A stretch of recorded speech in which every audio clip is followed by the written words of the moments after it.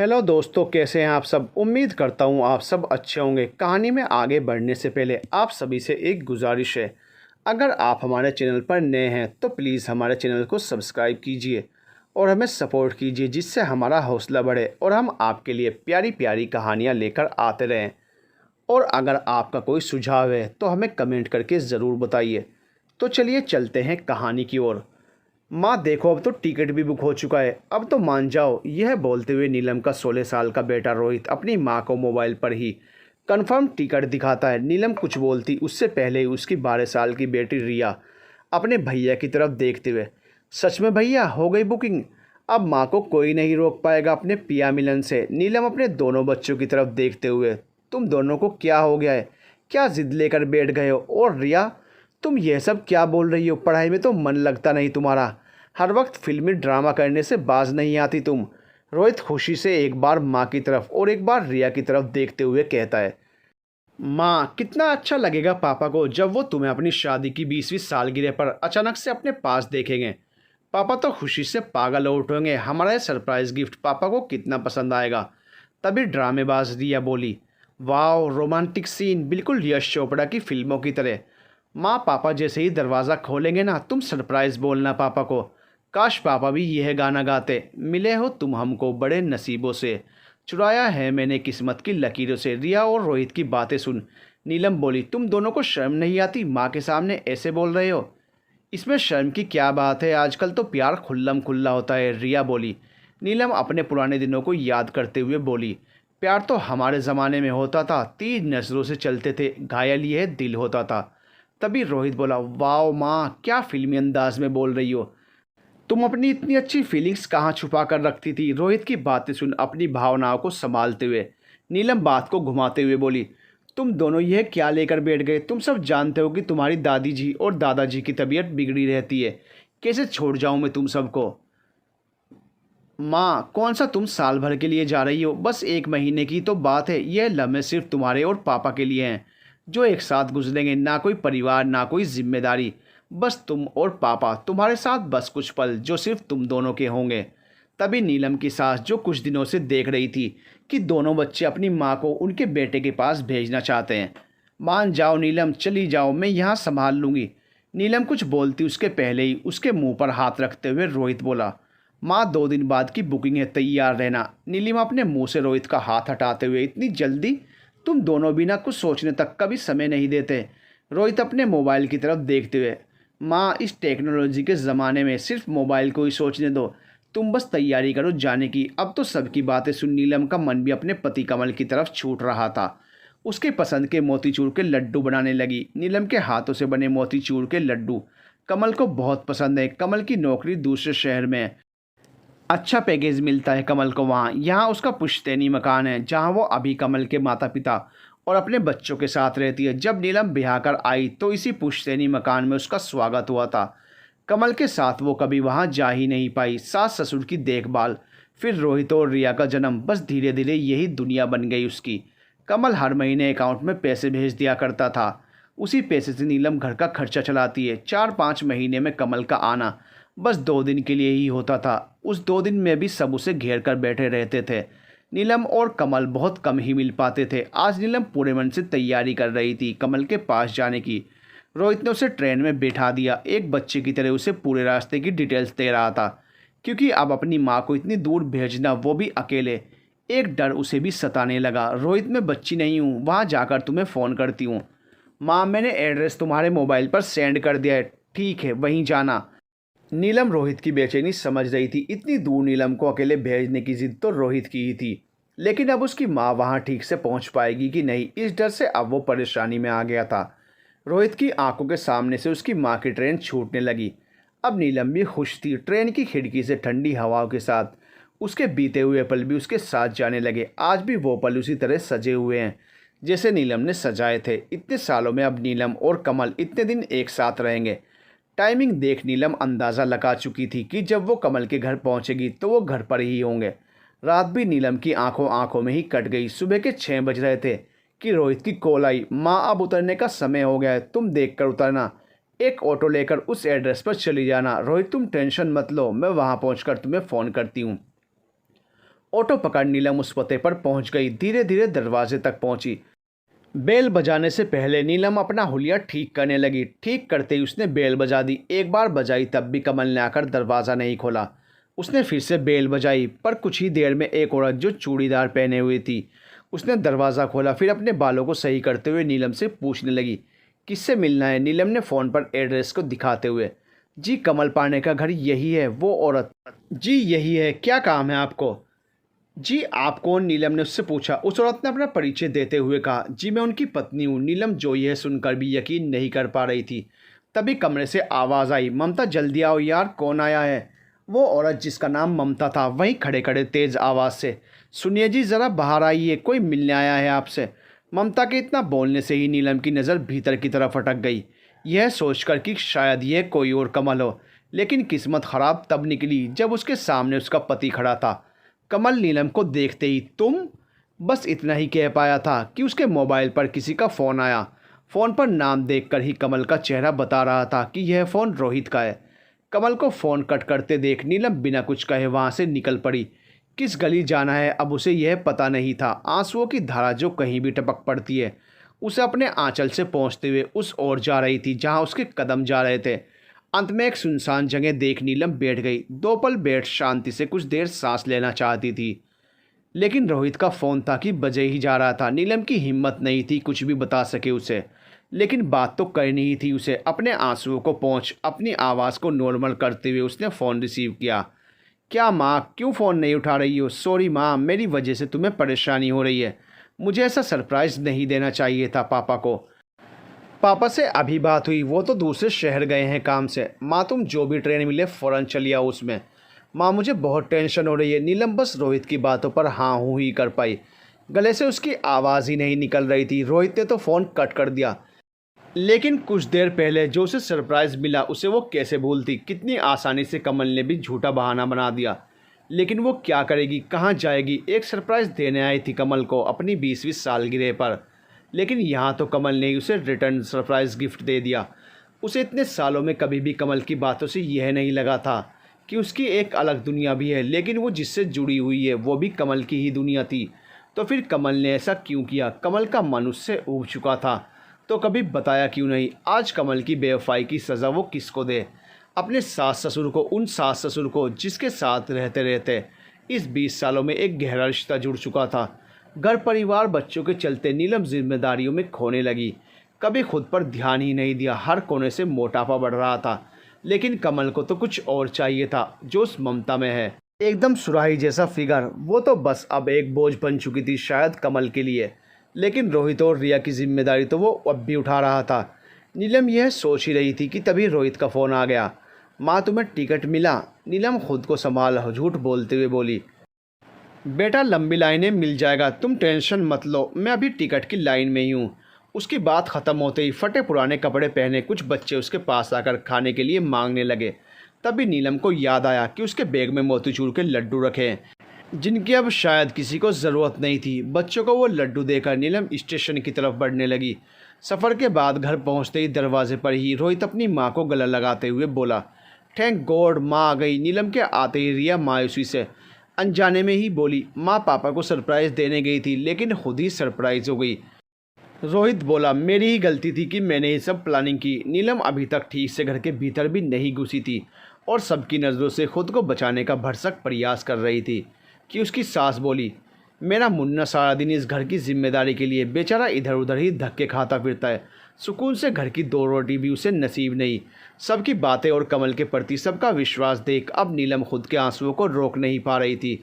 सबके सामने तो संभाल लिया, लेकिन अब बर्दाश्त के बाहर था। सामान रख बिना किसी से कुछ बोले वह बाथरूम में घुसकर नल के पानी को छोड़ते हुए अपने आंसुओं को उसी पानी के साथ बहाने लगी। नीलम ने खुद को बाथरूम में बंद कर लिया, लेकिन कब तक वो खुद को बाथरूम में छुपाती? क्या खुद को कहीं पर भी बंद कर देने से किसी की याद या बात दिमाग से निकाली जा सकती है? नहीं। कोई कहीं भी छुप जाए, कितनी भी दूर क्यों ना चला जाए, जिससे हम बचकर भागना चाहते हैं, कहीं ना कहीं वो हमारे साथ रहता है।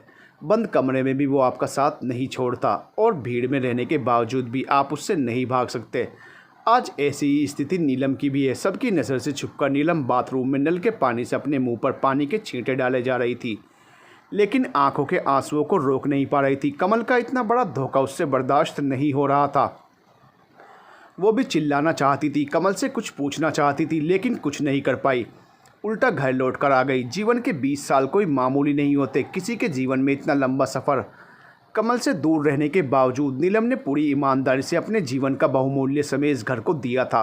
अपने प्यार से इस मकान को घर बनाया, एक एक ईंट में प्यार का एहसास जगाया।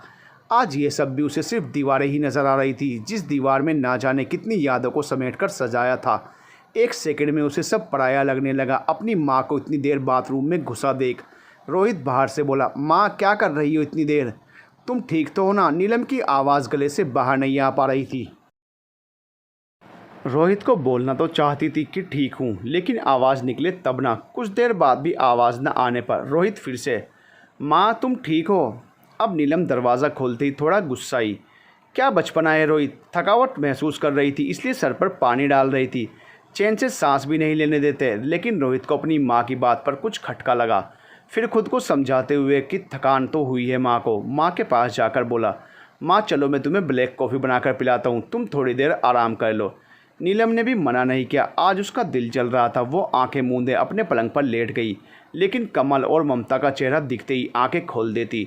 कुछ देर में रोहित भी ब्लैक कॉफ़ी लेकर आ गया। अपनी माँ के पास बैठते हुए बोला, ये लो माँ, ये कॉफ़ी पी लो। मेरी वजह से तुझे कितनी परेशानी उठानी पड़ी ना। रोहित को ब्लैक कॉफ़ी काफ़ी हद तक पसंद है। खुद भी जब बनाता है तो अपनी माँ को भी देता है। रोहित की बात सुनकर भी नीलम ने चुप रहना ही बेहतर समझा। जानती थी कि उसके कुछ बोलने से पहले ही उसके आंसू उसका साथ न देकर बाहर निकल आएंगे। माँ की थकान का सोचकर रोहित वहाँ से अपने माँ को कमरे में अकेले आराम करने का बोलकर चले जाता है। अब कैसे आराम करती वो? दिमाग पर जोर देते देते दिमाग फटने को तैयार था। नींद आंखों से कोसों दूर थी। रोहित तो समझदार था, लेकिन रिया वो तो माँ के पास आकर इधर उधर की बातें बताने लगी। नीलम कुछ देर अकेले रहना चाहती थी, लेकिन बोल भी नहीं पा रही थी।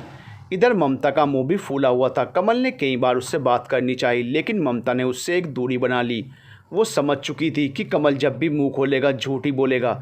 5 साल लिव इन रिलेशनशिप में रहने के बाद मंदिर में कमल के साथ 2 साल पहले उसकी शादी हुई थी।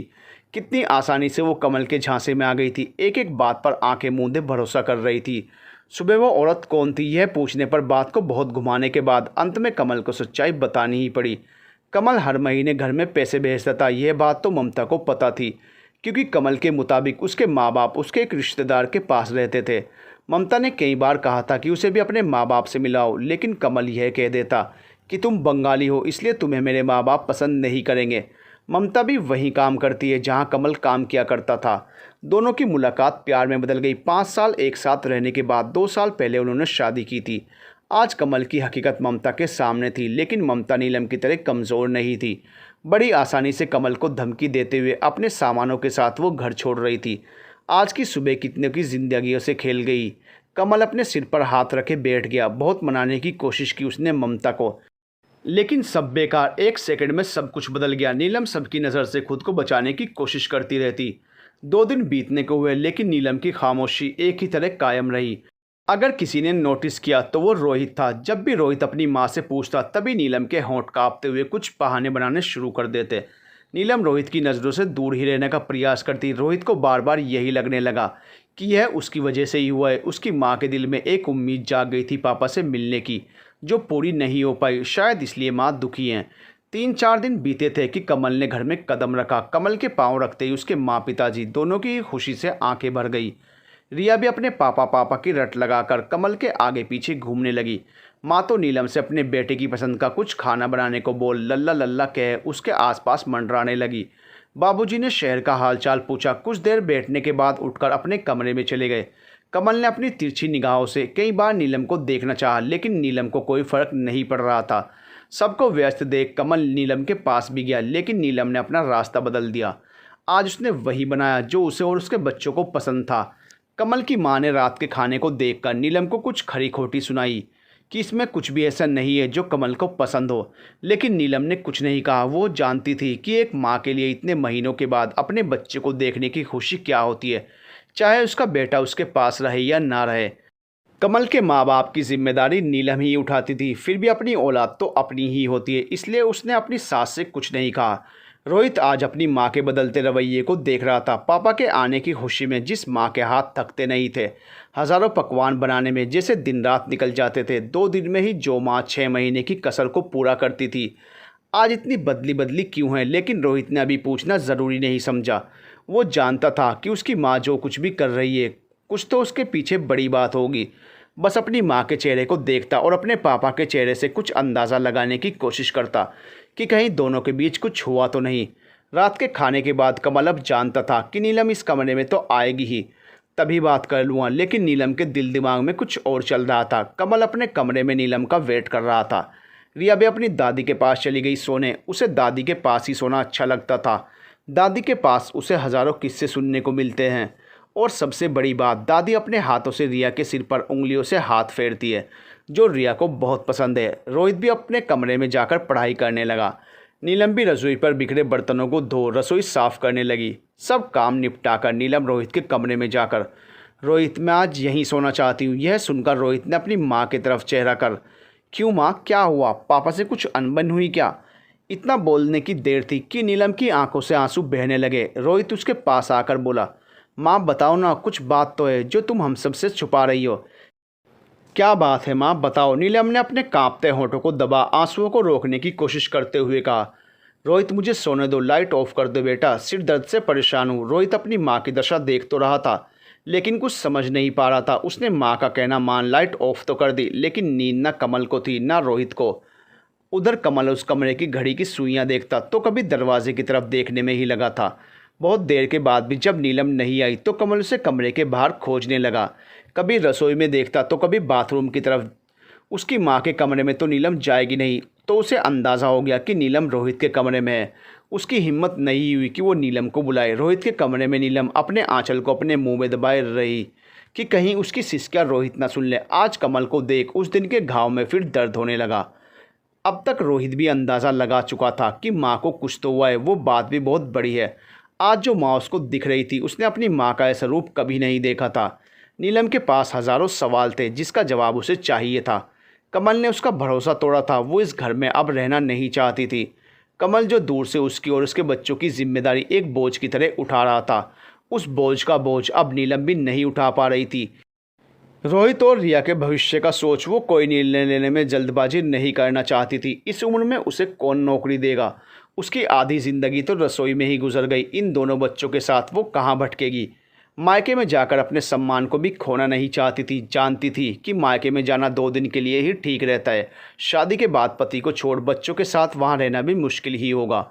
इन सब के बारे में सोचते हुए भी आज कमल को सामने देखकर उसे कुछ एहसास नहीं हो रहा था। 20 साल का साथ, 20 साल का प्यार, 20 सालों का एक दूसरे पर भरोसा, जैसे इन हाथों से सब रेत की तरह फिसलने लगा। हज़ारों सवाल थे नीलम के मन में। इन सवालों के दर्द का जवाब भी उसे ही खोजना था। माँ को करवटें बदलते देख रोहित को अंदाज़ा हो रहा था कि उसकी माँ की आंखों में नींद नहीं है। कुछ बात है जो माँ को परेशान कर रही है, लेकिन माँ भी उसे बोलने के लिए तैयार नहीं है। जैसे तैसे रात गुजर गई। रोज़ की तरह आज भी नीलम के दिन की शुरुआत रसोई से ही हुई। कमल जानता था कि नीलम घर में सबसे पहले उठती है। रात से इसी समय का वो वेट भी कर रहा था। कमल नीलम के पास जाकर बोला, नीलम नाराज़ हो मुझसे? लेकिन नीलम के कान के दरवाजे भी बंद हो चुके थे। कमल ने 2-3 बार उसे पुकारा, लेकिन नीलम अपने नित्यकर्म के काम को करने में लगी थी। 2 दिन हो गए कमल को आए, लेकिन नीलम ने उसकी एक भी बात नहीं हो पाई। कमल जानता था कि नीलम अभी गुस्से में है, इसलिए सुन नहीं रही। गुस्सा जब ठंडा होगा तो नीलम को उसके पास ही आना होगा। वैसे भी नीलम एक घरेलू महिला है जो सोच तो सकती है, लेकिन कोई फैसला नहीं कर सकती। इसमें और ममता में ज़मीन आसमान का अंतर है। 2 दिन के बाद कमल तो चला गया, लेकिन ऑफिस में पहुंचकर आज उसे वहां का माहौल कुछ अलग लगा।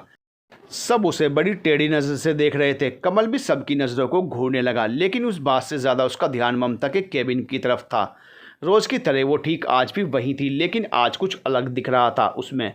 एक अच्छा सा मौका देखकर कमल ममता के केबिन में चला गया। कमल अपने पति होने का हक दिखाते हुए ममता से बोला, यह क्या, तुमने सिंदूर नहीं लगाया और जो हाथों में तुम्हारे शाखा पोला पहना था उसे भी खोल दिया?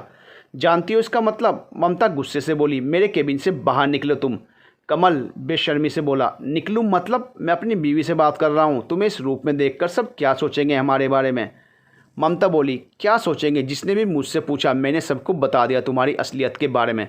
तुम एक धोखेबाज हो, यह सब जान गए हैं। अब कमल को समझ आया कि उसे ऑफिस में सब ऐसे क्यों घूर रहे थे। कमल बोला, कुछ समय देती ममता, इतनी जल्दी कैसे तुम सब कुछ ख़त्म कर सकती हो?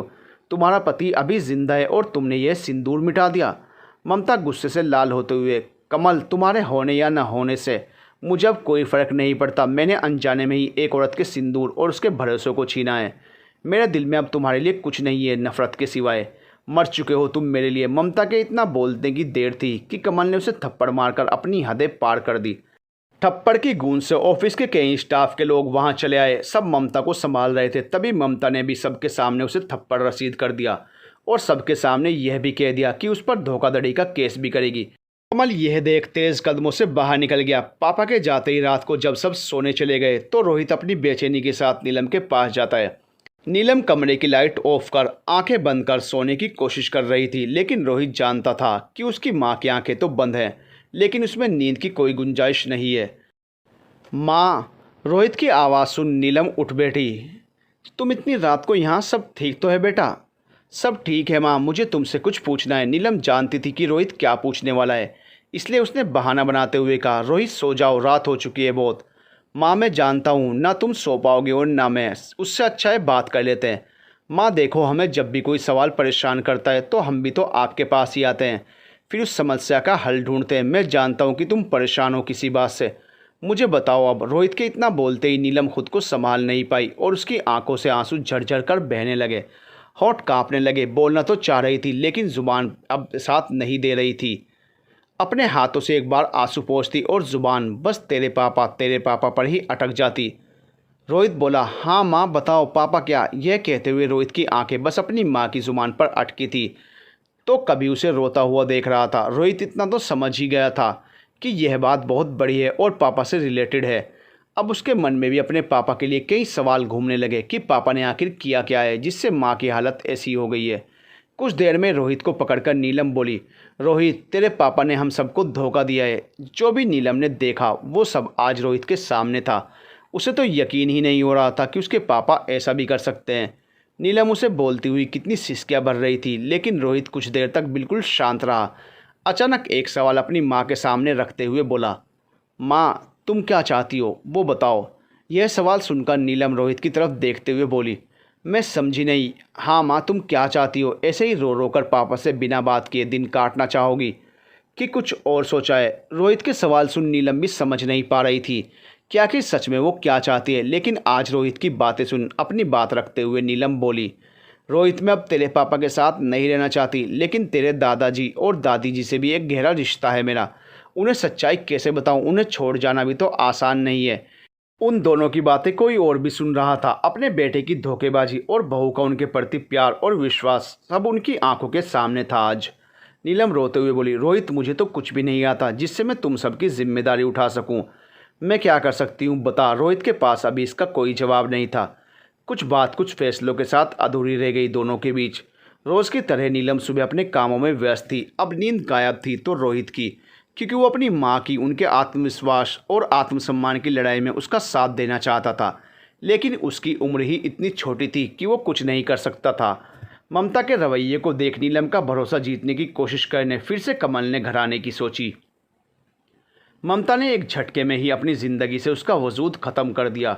उसको नीलम पर पूरा भरोसा था कि वो ममता की तरह नहीं है, बहुत सोच विचार कर फैसला लेती है। मेरे पास आने को छोड़ उसके पास कोई रास्ता नहीं है। जब वो घर पहुंचा तो उसकी माँ ने तो उसकी थकान देख अपने आंचल से उसके पसीने पोंछने लगी। लेकिन उसके पिताजी को कमल का आना पसंद नहीं आया, क्योंकि रात को उसके पिताजी ने ही अपनी बहू और पोते की बात सुन ली थी। कमल की नज़र अब नीलम के चेहरे पर थी। उसकी मांग अभी भी सजी हुई थी लाल सिंदूर से। यह देख कमल के चेहरे से एक अहंकार की हंसी साफ झलक रही थी। कमल को देख रोहित और नीलम दोनों ही एक दूसरे को देख रहे थे। उनके मनोभाव को देखते हुए उसके ससुर ने कमल से कहा, यहाँ आज फिर अचानक आने की वजह? कमल ने झूठ का सहारा लेते हुए कहा, बहुत दिन हो गए अपने परिवार से दूर रहा हूँ, अब कुछ समय अपनी पत्नी और बच्चों को देना चाहता हूँ। लेकिन उसके पिताजी ने गुस्साए भरी नज़रों से नीलम का साथ देते हुए कहा, नीलम एक हाउसवाइफ है जिसे कुछ करने के पहले बहुत कुछ सोचना पड़ता है। इस उम्र में उसकी सिर्फ खुद की जिम्मेदारी नहीं होती, बच्चों के साथ भी और परिवार के सदस्यों का भी उसे सोचना पड़ता है। कितनी सफाई से तुम झूठ बोल जाते हो। मेरा बेटा इतना नालायक निकलेगा कभी सोचा नहीं था मैंने। कमल की माँ अपने पति की बातों पर गुस्सा होते हुए बोली, काहे को हमारे कमल को नालायक बता रहे हो? दिन रात तो अपना खून पसीना जलाता है, 2 वक्त घर की रोटी उसे नसीब नहीं होती। अब जब वो हम सबके साथ रहने आया तो तुम सब ऐसा व्यवहार क्यों कर रहे हो? ससुर ने सबके सामने ही कमल की असलियत सबको बता दी। रोहित और नीलम को समझ नहीं आया कि उन्हें कैसे पता। तब उन्होंने रात वाली घटना सबको बताई कि उन्होंने उन दोनों की बातों को सुन लिया था। कमल भी कम नहीं था। आज उसने फिर घटियापन का परिचय देते हुए सबके सामने अपने बाबूजी से कहा, बाबूजी आप इस गंवार औरत का पक्ष ले रहे हैं। इसे तो घर में बैठकर मगरमच्छ के आंसू बहाना ही आता है।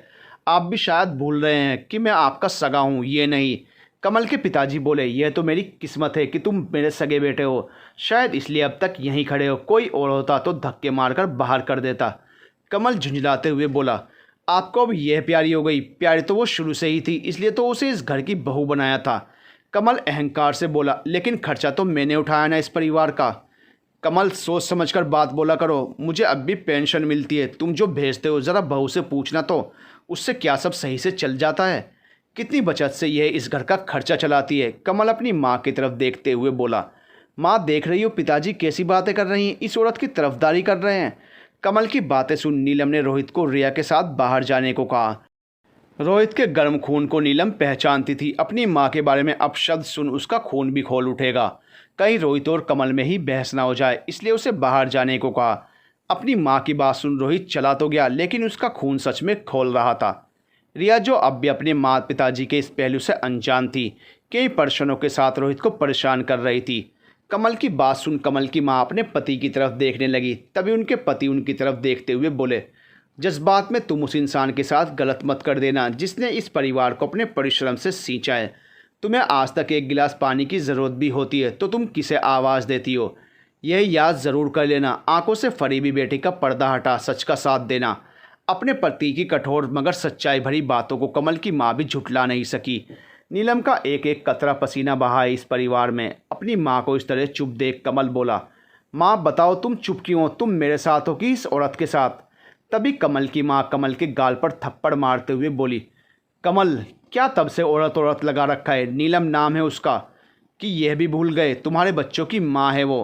कमल तेजी से नीलम का हाथ खींचते हुए कमरे में ले गया। आज माँ ने तुम्हारी वजह से मुझ पर हाथ उठाया। तुम अपनी औकात मत भूलो। मेरे टुकड़े पर पलती हो तुम। अगर मैंने यह पैसा देना बंद कर दिया ना, तब समझोगी यह अकड़ सब निकल जाएगी। कमल को यह बोलते देख नीलम रोहित के कमरे में चली गई। रोहित ने अपने पापा की बात को सुन लिया था। अब कमल की बातों से नीलम के आंसू बहे नहीं रहे थे। आज अपने आत्मसम्मान की चोट को उभारने का वक्त था। उस इंसान के साथ उसका यहाँ रहना मुश्किल था। रोहित ने भी माँ से कुछ नहीं कहा। वो तय कर चुका था कि माँ जो भी फैसला करेगी वो उसके ही साथ देगा। अपनी माँ के आत्मविश्वास को टूटने नहीं देगा और ना ही पिताजी के सामने हाथ फैलाने को बोलेगा। नीलम के साथ साथ अब रोहित भी अपनी माँ के लिए सोच रहा था। रात को अपने ससुर के कमरे में जाकर नीलम ने अपना फैसला सुनाते हुए कहा, बाबूजी अब मेरा इस घर में रहना नहीं हो पाएगा। मैं बच्चों के साथ जाना चाहती हूँ। मैं उनके साथ नहीं रहना चाहती। यह सुनते ही उसकी सास, नीलम यह क्या बोल रही हो? छोटी सी बात का बतंगड़ मत बनाओ। मर्द जात है, वो बाहर रहता है। भूल हो गई उससे, भटक गया एक बार वो। औरत जात का तो काम ही है पर्दे में अपने पति की भूल को छुपा उसके साथ चलना। नीलम अब बाबूजी की तरफ देख कम लफ्ज़ों में पूरी बात कहते हुए बोली, बाबूजी शायद मेरा जाना ही बेहतर होगा। यह कहकर बात को आगे ना बढ़ाते हुए नीलम चली तो गई, लेकिन नींद किसी की भी आंखों में नहीं थी। सुबह जब उठी तो दरवाज़ा खुला था। शायद कमल जा चुका था। कमल के जाने के बाद उसके ससुर ने नीलम को जाने नहीं दिया। बुढ़ापे में अपने पोते पोतियों से उनसे दूर नहीं करने को कहा। नीलम रहने तो लगी, लेकिन अब इस घर को अपनाने में उसे दिक्कत आ रही थी, जिससे कभी एक गहरा रिश्ता कायम था, आज परायपन का एहसास हो रहा था। नीलम का उदास चेहरा देख उसके ससुर की तबीयत खराब रहने लगी। वो जानते थे कि नीलम का यूं अचानक निकलना उसके और उसके बच्चों को काफ़ी भारी पड़ेगा। उसने मोहमाया की बातों से नीलम को घर में रख तो लिया था, लेकिन कमल के लौटने पर वो यहाँ नहीं रहेगी, यह समझ चुके थे। सब अपने में ही परेशान थे कि तभी उसकी पड़ोसी, जिनसे उन सब का काफ़ी उठना बैठना था, नीलम के पास आते ही, जो नीलम की उम्र की ही थी, नीलम के भोलेपन की वजह से कई छोटे मोटे काम करवा लेती थी।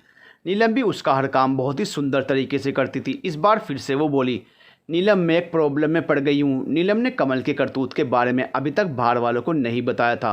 उसके सामने भी हिम्मत बांधे हुए बोली, अब किस प्रॉब्लम में फंस गई मेरी बहन? पड़ोसन बोली। मेरी बेटी का जन्मदिन है कल, तुम्हें तो पता ही है। इस बार तुम ही खाना बना दो प्लीज़, क्योंकि जो खाना बनाने आती है वो इस शहर में नहीं है और इतनी जल्दी कोई मिल नहीं रही।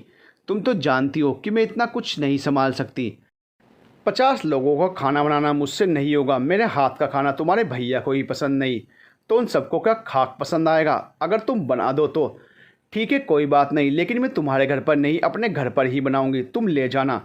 वो पड़ोसन भी खुश होकर चली गई। नीलम के मन में अब एक नई विचार ने जन्म लिया। उन विचारों के साथ रोहित के पास जाकर बोली। रोहित को पड़ोसन वाली सारी बात बताई और यह भी कहा कि अगर वो होम डिलीवरी का बिजनेस चला ले तो कुछ पैसा आ जाएगा। रोहित, जो आज मोबाइल की हर टेक्नोलॉजी को जानता था, अपनी माँ की बात सुन अचानक से उसके दिमाग में एक आइडिया आ गया। अब उसका ध्यान अपनी माँ की बातों पर नहीं था, वो कुछ अलग ही करने की तैयारी करने लगा।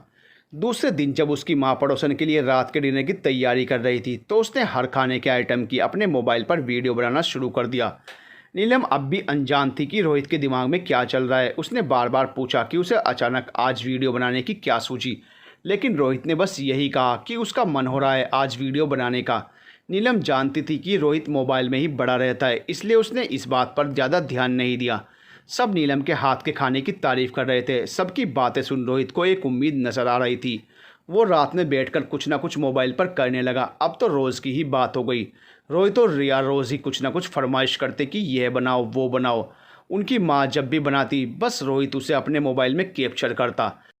नीलम अब अपने बेटे की इस नई हरकत से परेशान थी। उधर कमल एक ही ऑफिस में ममता के साथ काम तो कर रहा था, लेकिन ऑफिस में अब उसकी कोई इज्जत नहीं बची थी। उस पर ममता के लगाए गए आरोपों का सामना करना पड़ रहा था।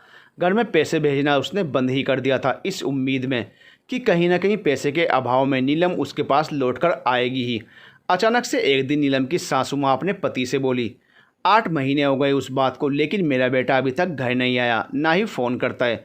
ज़रा आप फ़ोन करके पूछ तो लीजिए। अपनी पत्नी की बात को सुन उन्होंने गुस्से भरी नज़रों से देखते हुए कहा, उसने कभी तुम्हारी परवाह की है? क्या बोलकर गया है कि हम उसके पैसे से खाते हैं? अपनी पत्नी बच्चे की जिम्मेदारी जो नहीं उठा सकता, उस नालायक इंसान से मेरा कोई ताल्लुक़ नहीं।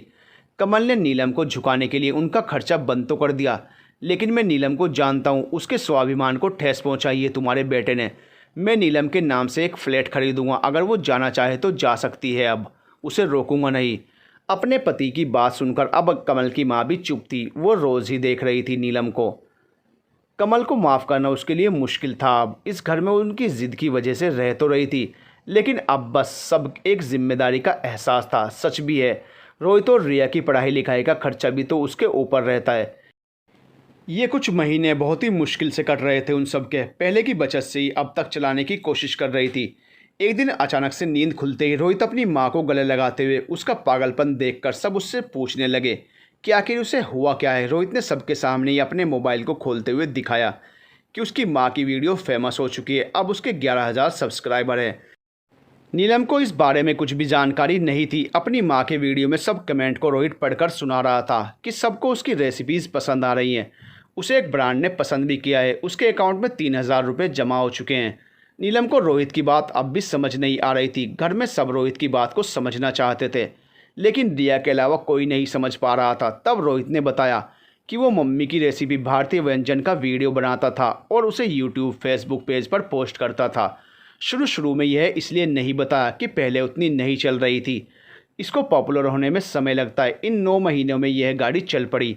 अगर माँ इसी तरह वीडियो बना नई नई रेसिपी इस यूट्यूब चैनल पर पोस्ट करेंगी तो माँ को इसके लिए पैसे मिलेंगे। आज माँ के अकाउंट में 3,000 आए हैं। अगर इसी तरह पसंद करने लगे तो यह 25 से 30,000 भी हो जाएंगे। इतना बोलने की देर थी कि नीलम के आंसू बहने लगे। उसे उम्मीद नहीं थी कि वो भी कुछ कमा सकती है, लेकिन रोहित ने उसके रास्तों में एक उम्मीद जगा दी थी। आज छोटी रकम ही सही, लेकिन यह उसकी खुद की थी। खुशी के आंसू बहते देख रोहित ने उसे गले लगा लिया। आज 2 साल होने को हैं। नीलम, जो काफ़ी टाइम से अब वीडियो बना रही है, अब खुद मोबाइल में व्यस्त रहती है। उसने भी बहुत कुछ सीखा उससे, जिसकी वजह से अब पहले और अब की नीलम में काफ़ी बदलाव आए हैं। नीलम का पहनावा, उसका आत्मविश्वास पहले की अपेक्षा काफ़ी हद तक बढ़ चुका था। नीलम इस घर का खर्चा अब अच्छी तरह से चला रही थी। रोहित और रिया की पढ़ाई भी अपने हिसाब से आगे बढ़ रही थी कि फिर एक दिन दरवाजे पर दस्तक देख सबको हैरानी हुई। नीलम ने ही दरवाज़ा खोला। नीलम के बदलाव को देख कमल की आंखें फटी की फटी रह गई। जिस नीलम को वो जानता था और इस नीलम के चेहरे और पहनावे में काफ़ी अंतर था। नीलम ने जैसे ही देखा कि सामने कमल है तो वो अपने कमरे में चली गई। कमल की हालत बिगड़ चुकी थी, दुबला पतला शरीर, आंखें धंस चुकी थी। अपने बेटे की इस स्थिति को देख उसकी माँ उसे अपने कमरे में ले गई, जहाँ कमल को देख उसकी माँ की आंखें नम थी। तो वहीं अपनी माँ की उजड़ी मांग को देखकर उसे समझते देर न लगी कि उसके बाबूजी नहीं रहे। उसकी माँ ने बताया कि उसने जो नीलम के साथ किया उस सदमे को वो सहन नहीं कर पा रहे थे। उस गम के साथ उन्होंने दुनिया छोड़ दी। नीलम तो कब का घर छोड़ देती, लेकिन मुझे अकेले कैसे छोड़ती। तेरी गलती की वजह से तेरे बाबूजी ने अपना सब कुछ नीलम के नाम कर दिया है। लेकिन आज कमल को इस बात का अफसोस नहीं था कि उसके पास कुछ नहीं है, क्योंकि उसे अब अपनी गलती का एहसास हो चुका था। ममता ने उसे पूरी तरह से बर्बाद कर दिया था। ना नौकरी रही ना इज्जत। कई महीने जेल की सलाखों के पीछे गुजार कर आया था कमल। आज वो बहुत ही शर्मिंदा था कि उसकी वजह से सब कुछ बर्बाद हो गया। नीलम जानती थी कि अपने बेटे की चाहत एक माँ कैसे भूल सकती है। अब उनका बेटा आ चुका है, अब इस घर में उसकी कोई ज़रूरत नहीं है। शाम को रोहित और रिया के आने के बाद नीलम ने उस घर को छोड़ने का फैसला लिया। यह सुनकर उसकी सास बोली, नीलम मैं जानती हूँ कि तुम कमल को माफ़ नहीं कर सकती। अब मैं तुम्हें रोकूंगी भी नहीं, लेकिन अपने बाबूजी का आशीर्वाद लेती जाओ। नीलम समझ नहीं पा रही थी कि उसकी सास क्या बोलना चाहती है, लेकिन उसने एक चाबी नीलम के हाथ में रख दी, यह कहकर कि बाबूजी ने तेरे लिए एक फ्लैट खरीदा था और उनकी इच्छा थी कि कभी कमल के आने के बाद अगर तुमने घर छोड़ा तो तुम उस फ्लैट में रह सकती हो। नीलम ने नंग आंखों से अपने उस घर और सास से विदा ली। कमल उसे पीछे से देखता रह गया, लेकिन उसे रोकने की हिम्मत उसमें नहीं थी। इस समाज में कई औरतें ऐसी हैं जो ममता की तरह हैं, सही गलत का निर्णय लेने में देर नहीं करती। लेकिन कुछ नीलम के जैसी भी हैं। पति से जुड़ने के बाद भी उसका उस परिवार से एक रिश्ता बनता है, जिससे बाहर निकलने में उसे समय लगता है। नीलम ने इस घर में रहकर धैर्य का परिचय देते हुए अपनी जिम्मेदारी से मुंह नहीं मोड़ा। यहाँ तो उसके बेटे रोहित ने भी उसका साथ दिया, एक नई दिशा दिखलाई। लेकिन क्या सच में सब औरतों को मिल पाती है कोई नई मंजिल? कुछ औरतें इतनी कमज़ोर होती हैं कि सब कुछ जानने के बाद भी चुप रहे वहाँ उसी के साथ समझौता करती हैं। यह सिर्फ कमल और नीलम की बात नहीं है, यहाँ कमल की गलती थी। शादीशुदा होने के बावजूद उसने कहीं और नज़र घुमाई। लेकिन कुछ औरतें भी आजकल ऐसा कर रही हैं। मैरिटल अफेयर या दूसरी शादी की ज़रूरत क्यों पड़ती है? जब आप एक रिश्ते से जुड़े हुए होते हैं, क्यों शादी होने के बावजूद पति पत्नी खुश नहीं रह पाते और एक अलग दुनिया जो सिर्फ गुमराह करती है उस राह में निकल पड़ते हैं? इस प्रश्न का जवाब मैं कुछ दिनों से खोज भी रहा हूँ। अगर आपके पास इसका जवाब हो तो प्लीज़ कमेंट में बताएं। कमल के आने के बाद नीलम का घर छोड़ने का फैसला ठीक था या नहीं? अपनी राय ज़रूर दें। मिलते हैं नेक्स्ट वीडियो में, तब तक के लिए गुड बाय।